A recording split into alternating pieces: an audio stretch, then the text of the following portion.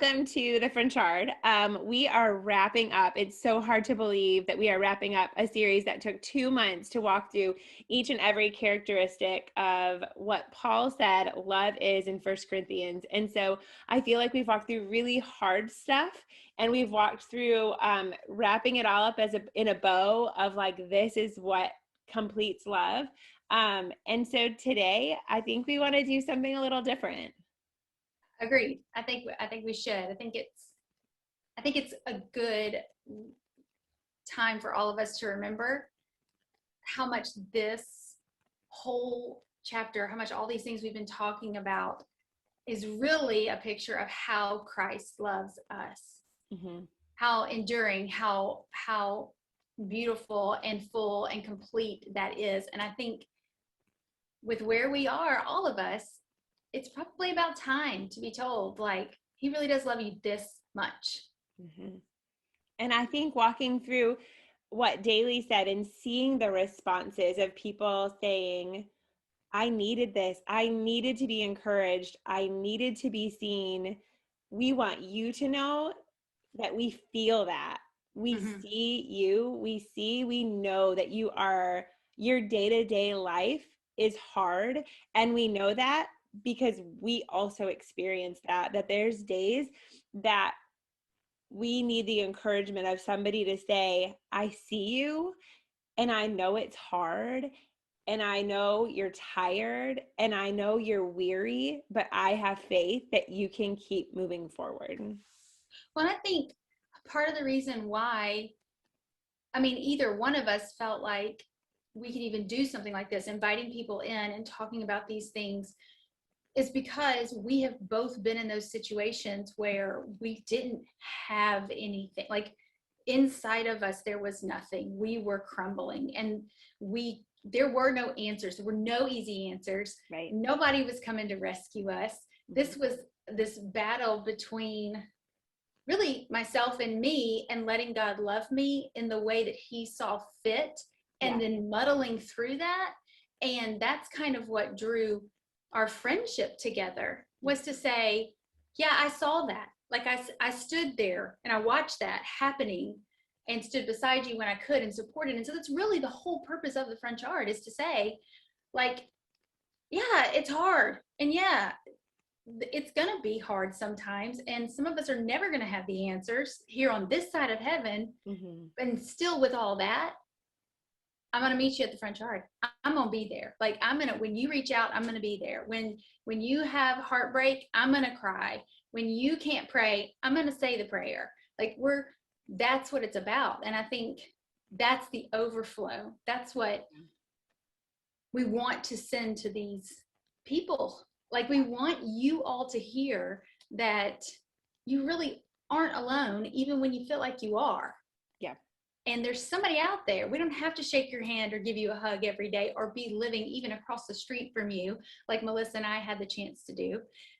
We can say, we're praying for those people, whoever would click on this link and read this, that they would feel the love of God. And when they don't, that we believe for them that God is still working and moving and doing good things. And we would love that to become more tangible in the way of reach out to us, send us a message. There have been a few, but we would love if there were more, that when we meet together, we can say, let's pray for this reader that we don't know, but we know they're hurting, and we know that God knows their heart. And we want to be able to say, I prayed for you specifically because you asked me to, and I want to be faithful in that. And I think that that's the whole, the virtual part of the virtual friendship, or the virtual front yard, is that I have the ability to stand in the gap, even though I may not live in your time zone, even though I may not live on your street, or even though I can't sit across from you having a cup of coffee. I still have the ability to stand in the gap for you and to say, you're worth it, you matter. And even though it's hard, I will continue to stand in the gap until the edge of hard starts to soften and God starts to fill in those places. Exactly. Which I believe he does in so many ways, in things that we would never think or imagine, in the ways that we could not predict, nor would we choose. Yeah. If we were God, we would not choose some of the ways that he does things, but he does them well. And so, and I think he's so beautiful to love us so well in these places and to give us the opportunity to walk through some of these things together.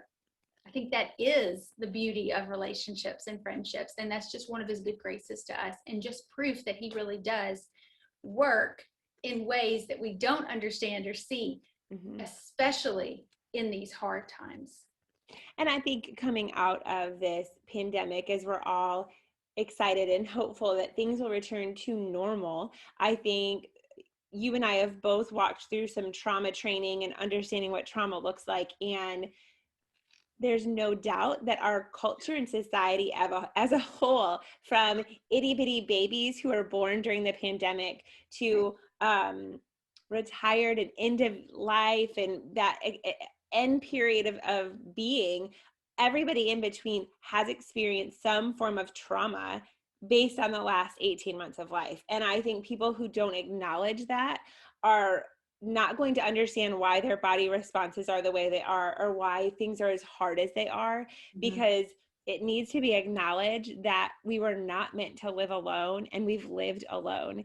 And we were not meant to live in isolation, and we've lived in isolation. And so the sooner that we can say, wow, I've experienced trauma, how is that affecting my life? How is that affecting my kids?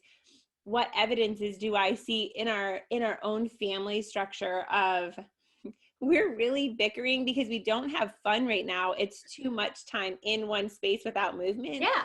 And just acknowledging that, it takes some of the like pain out of it to say, this was out of my control. It was out of your control that you had to live through a pandemic, but the trauma existed. And so how do we cling to God and weed out the things, the bad habits that have formed, or the heart conditions that have developed, and say, it's time to cling to Jesus. It's time to wrap ourselves around community. It's time to dig into desiring more, and just having that hope that more is coming. Exactly. And I think that's a great point, is that so there have probably been so many instances where we have learned things that we didn't think we were going to learn during this time. Yeah. About our own family, about ourselves in these things, how we process stress, how we deal with change, how all of those things happen, not to mention the fact that it's daunting to walk out into the world that now seems new and different for some reason. Yeah. It's that whole, it's kind of a lingering something. And so I think we all need something to say, I'm walking out, I'm stepping out. I need, just the same way as a baby needs somebody, even just holding a finger, like little babies taking those first steps going, yeah, it's going to feel wobbly, but we're going to do it together. And you've got somebody. And I think that is important. And even in that takes a little bit of strength and faith and courage to trust in the people that are now around us, because that may have changed and looked different too. Yes.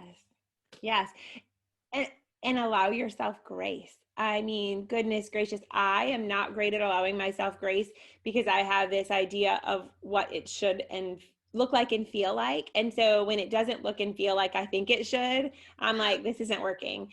And allowing grace to step in when you wake up and the day doesn't feel right and you are overwhelmingly sad, or the mountain in front of you or the molehill in front of you feels like a mountain all of a sudden. Right.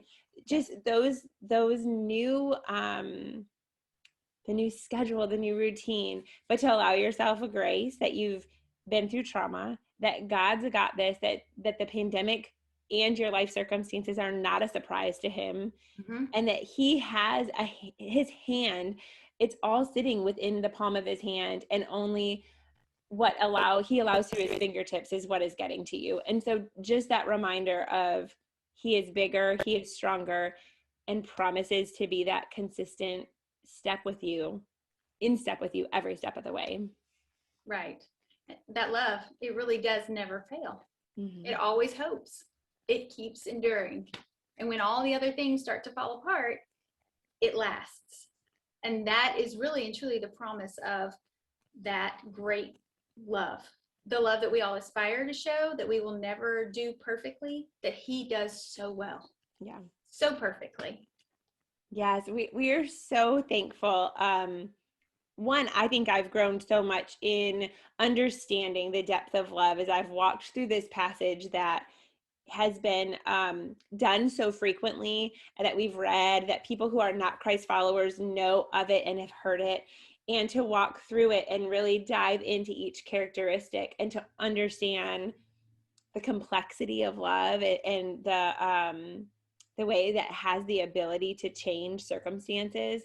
So thank you for joining us and walking with us on this journey. And we are so excited about what's next at the Fronchard. So all that to say, we are very thankful that you've been with us along this journey. We have, hopefully, you have been able to enjoy and see and to try to understand how high and wide and deep and long is the love of God, that it is so good for you. And this is kind of our virtual way of just giving you a hug and saying, he loves you. Mm-hmm. And we do too. So thank you again for joining us. We are gearing up for summer. We're all ready. We are excited that summer is here. I think we all need some fun. And we are excited about unveiling some new fun things for the summer. And so keep in touch with the Fronchard. And we're looking forward to it as well. See you soon.